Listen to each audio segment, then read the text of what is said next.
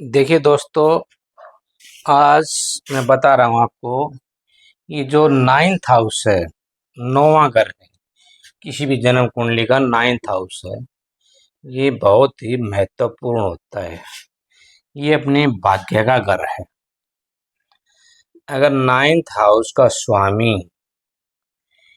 यानी जो भी यहाँ राशि है, उसका स्वामी अगर किसी भी प्रकार से वो कमजोर है, या तो वो कहीं ऐसी राशि में बैठा है, नीच राशि में, मतलब हर एक ग्रह की उच्च राशि और नीच राशि होती है। जहाँ नीच राशि मतलब जहाँ पर जाके वो ग्रह कमजोर हो जाता है। अगर इसका स्वामी कहीं दूसरी राशि में बैठा हुआ है, अगर वो कमजोर है, या इस नौवें घर के ऊपर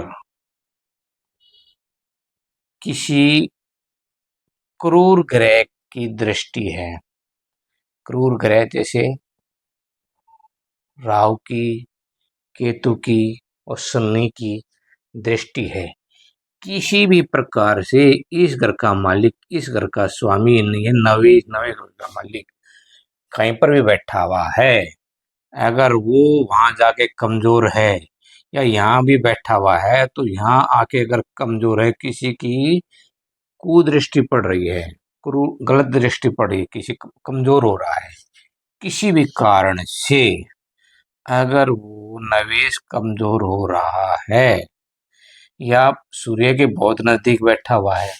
सूर्य के नजदीक बैठने का क्या मतलब हुआ? सूर्य की इतनी चमक होती है, उसमें ये अस्त हो जाता है, दिखाई नहीं देता, यानी अपना प्रभाव ये डाल नहीं पाता। अगर अगर ये कमजोर है, और जो छठा घर है, आठवां घर है और 12वां घर है। छठा घर किसका? शत्रु का घर हो गया, रोग का, अपयश का, मुकदमे का, बाजी का। आठवां घर किसका हो गया? आयु का घर है। 12वां घर खर्चे का घर है, हानि का घर है, अस्थिर में भर्ती होने का घर है। किसी भी कारण से कहीं अगर ये नौवे इस घर का मालिक छठे में, आठवें में और 12वें में बैठा हुआ है, तो भी जिस जातक की कुंडली में बैठा हुआ है, वहां पर ये कमजोर हो जाता है। तो वहां पर मालिक होने के बावजूद भी अपने घर का ध्यान नहीं रख पाएगा। वही बात है, अगर राजा को किसी शत्रु के घर में चला जाए, वहां जाके अगर वो चाह के भी अपनी प्रजा का, अपने घर का, अपने घर के सदस्यों का, अपने घर के अच्छे कामों का वो ध्यान नहीं रख पाएगा। एक समय से बेड़ी सी बंध जाती है उसकी।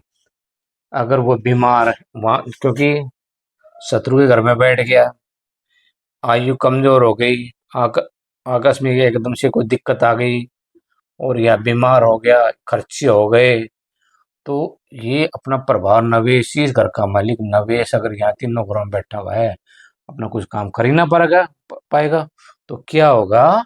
उस जातक का भाग्य बहुत कमजोर हो जाएगा।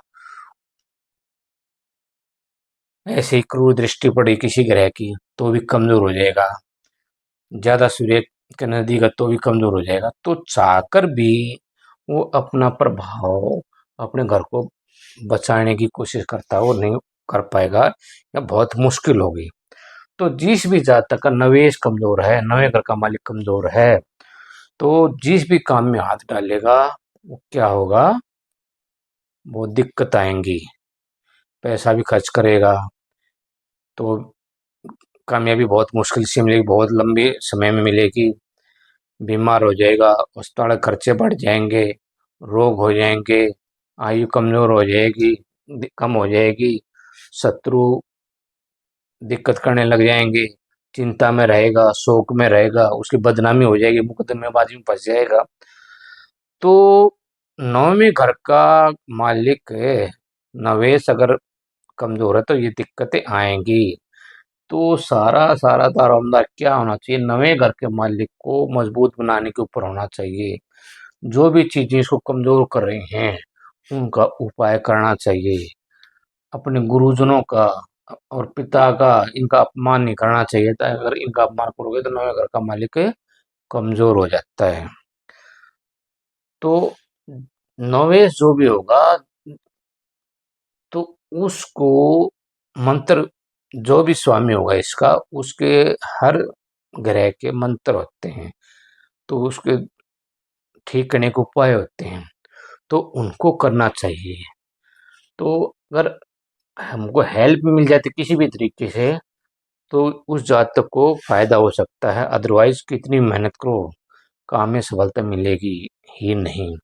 तो ध्यान रखना चाहिए, नौवें घर के मालिक को कमजोर होने से बचाना चाहिए, उसको मजबूत करने की कोशिश करनी चाहिए, उसका मंत्र जाप करना चाहिए, अपने गुरुजनों के पिता के अपयश नहीं करना चाहिए। तो दोस्तों, अगर ये आपको मेरी वीडियो पसंद आई है तो इस चैनल को आप लाइक करो, सब्सक्राइब करो, शेयर करो। ये इतने बढ़िया बढ़िया ज्ञान दे रहा हूँ आप लोगों को। किसी को भी कुंडली से संबंधित कुछ भी प्रश्न पूछना है, मेरे पास एक मेल छोड़ दीजिए।